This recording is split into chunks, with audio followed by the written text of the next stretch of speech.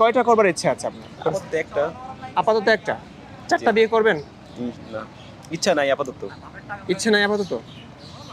আচ্ছা, পরবর্তীতে ইচ্ছা হলে করবেন? ইনশাআল্লাহ। আচ্ছা। 4 বিয়ের ব্যাপারটা আপনার খারাপ লাগে?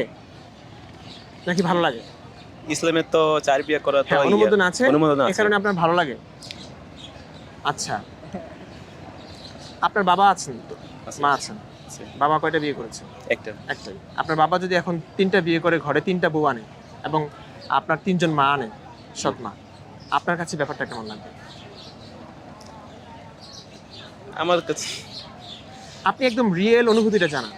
একদম বাস্তব যে অনুভূতিটা আপনার হচ্ছে, আপনি সেটা জানান। এমন না যে আপনার অভিনয় করতে হবে যে ধর্মীয় ব্যাপারটা নিয়ে যেহেতু মানুষ কিছু বলবে, ওই ভয়টার দরকার নেই এখানে।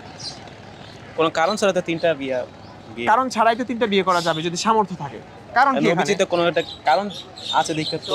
না, কই কারণ তো। হ্যাঁ?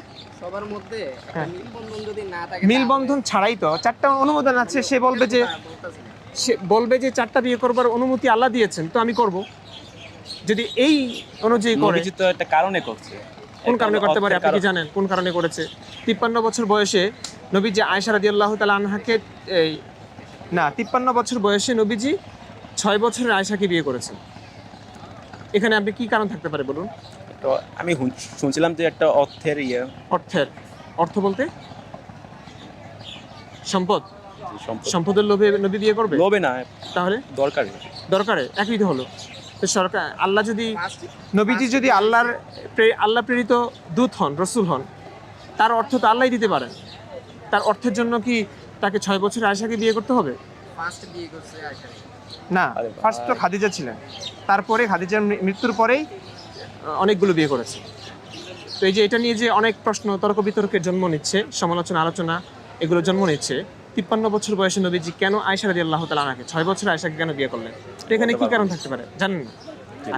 আচ্ছা, আপনি ওই প্রশ্নে ফিরে যান যে আপনার বাবা যদি আরো 3টা বিয়ে করে 3টা মা আনেন আপনার ঘরে, আপনার কেমন লাগবে? আপনার অনুভূতিটা আপনি ব্যক্ত করুন। আগে কয়ে লোক তারপর অনুভূতি। না, যদি করে আপনি এখন ফিল করুন, মানুষ অনুভূতি জানায় না। তো করে না, হে ফিল করন তো কোনো মানে নাই। যদি করলে আপনার কেমন লাগবে? আমি হে চিন্তা ভাবনা করি না এখনো। চিন্তা করি না। চিন্তাই করছেন না আপনি? না। করলে ভালো লাগবে?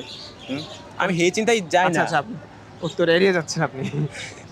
আচ্ছা, ঠিক আছে ভাই, অসংখ্য ধন্যবাদ। ফার্স্ট হয়তো একটু খারাপ লাগবে, হ্যাঁ, কিন্তু হ্যাঁ। যদি 4 জনের ভিতরে আমি একটা এই চিন্তাটা- মিলবন্ধন থাকে, হ্যাঁ। তাহলে কিন্তু এটা কোনো ব্যাপার না, যেহেতু আচ্ছা, শরীয়তে আছে। ভাইয়া চ্যানেলের নাম কি? এটা